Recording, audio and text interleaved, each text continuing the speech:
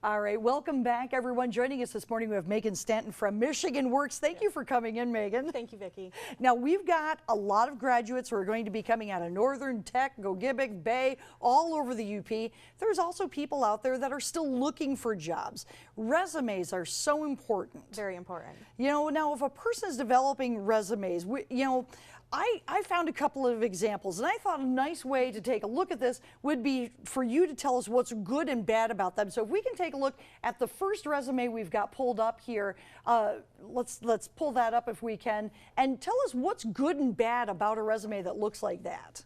This is actually my favorite format of a resume. It's called a functional resume. So it's based more on skills than where you've worked in the past. Okay. What's great about this is it starts with a really strong summary statement.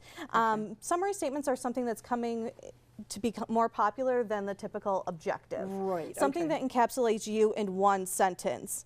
The other strong parts are that it has a very good bulleted list.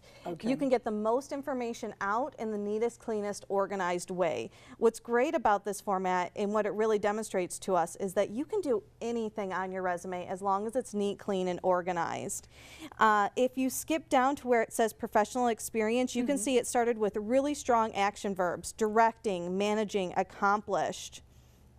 It includes a work history, even though the work history isn't exactly relevant to the position that the individual is seeking, but it shows that you've held a job. It showed that you held a job while you were in college, which is incredibly important. It shows a lot about you as an individual, your work ethic, your drive.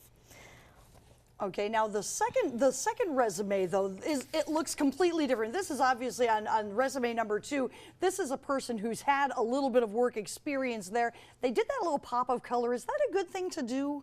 I wouldn't recommend it, honestly. For me, I think it's unprofessional. You never know what you're going to have access to. Sure. Will wherever you're at have a color printer? What's that going to look like? Okay. And again, you want it to be neat, clean, and organized. As long as it's neat, clean, and organized, you really can do whatever you want. Gotcha. So how are things looking on this one? That first part looks a little big to me. And that's exactly the point, is that anytime you give a big hunker of information, whoever's reading it is going to have to take the time to break that down. Gotcha. Whereas if it was transferred into a bulleted list, this would be amazing opening to the resume. This is Lynn here is a registered nurse. So she doesn't need to say, I worked at this hospital and here's all my nursing tasks at that hospital. Before that I worked at this hospital. Those were all my nursing tasks at that hospital. It would be repetitive. So the way she has it set up in terms of content-wise is good, but we could clean it up, organize it a bit more. Okay. And now as we take a look at resume number 3, I'll tell you what, I pulled this one up because, I mean, it caught my eye mainly because of the box at the bottom, but you say this is probably the weakest of the 3? and this is where there's resume rules, and their rules are made to be broken if they don't work for you. It's kind of what I typically tell people. Again, neat, clean, organized, and that's what this box does. Do what works for you. So if we tried to lay out that box differently, it may not work. It may look cluttered. Maybe this was the best way to get this amount of information across. In terms, and why I think it's the weakest one personally, things is that it's missing a work history completely. You're telling me that you have all these skills, but you're not telling me where it comes from. Does it strictly come from your education? Because that's what I'm left to assume. Because I don't have anything else to go off of. Also on here, you'll see under his work experience where he's listing those bullets. Bullets are great, but you'll see that the first 3 phrases are all starting with the same thing. Experience of working, experience of working, experience of working. You'll also notice the heading is work experience. We know it's your working experience because that's your heading. Writing resumes is a different type of writing than you're used to. So it takes a little bit of reprogramming of your brain to say it's okay to not start with an I, because the resume is about you. You don't need to start with an I. The phrasing, jump right into it. You have the heading, you have it organized that way, just go for it. Okay, now a real quick question. You were telling me Michigan Works is a great resource for everything we need for resume writing, tips like this, even the paper you said.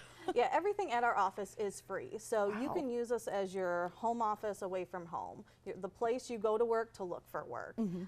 Printing, faxing, mailing, envelopes, postage. We have the nice spiffy resume paper. Okay. which we recommend using just because it allows you to stand out in a pile.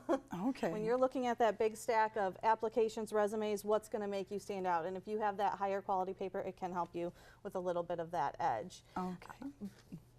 And I was going to also say, now, should people make, like, sometimes it can be tough, you know, coordinating schedules and everything. Do they need to have an appointment before they come in? Can they just drop in when they have time? How does it work?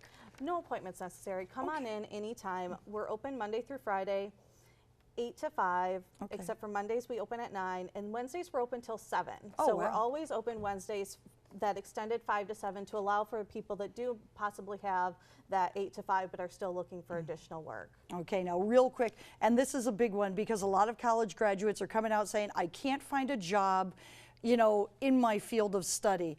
You know, what are ways to get that dream job?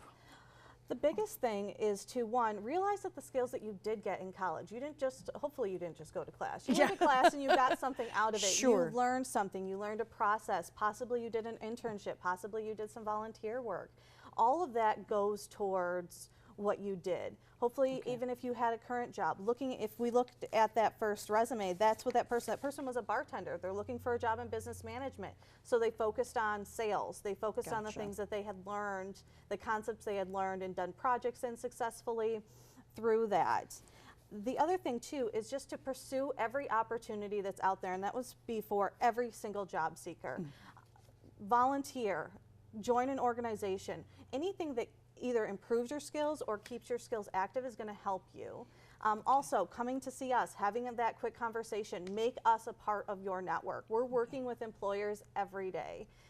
You're connecting to employers by connecting with us. You know, I thank you so much, and I hopefully you are hearing this and passing it along so that we can get more people into their dream jobs. So, Awesome. Meagan, thank you so much. Thank you, Vicki. Now, speaking of a dream, sometimes it can seem like a dream when you're walking through the winter wonderland at the Peter Wright Public Library. That's where Ashley Kirkland is this morning, and we'll have more of those sites coming up next.